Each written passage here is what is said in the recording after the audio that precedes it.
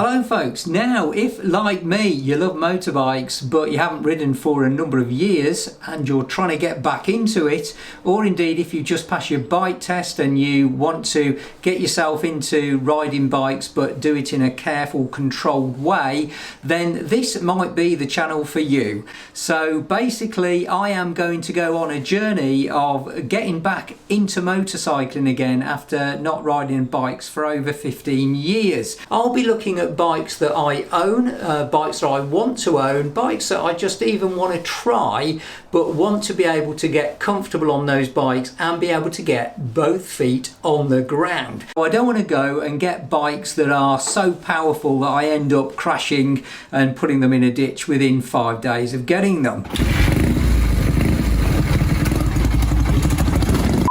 So there will be tips and tricks during the course of the channel, some ideas and thoughts, but most importantly different bikes that I'm going to try that are based on being manageable, controllable, reasonably inexpensive, and also for those of you with a shorter leg length like me, bikes that you can actually get both feet on the ground when you get to a junction. So if that resonates with you, stick around, subscribe and see what's coming up on the channel.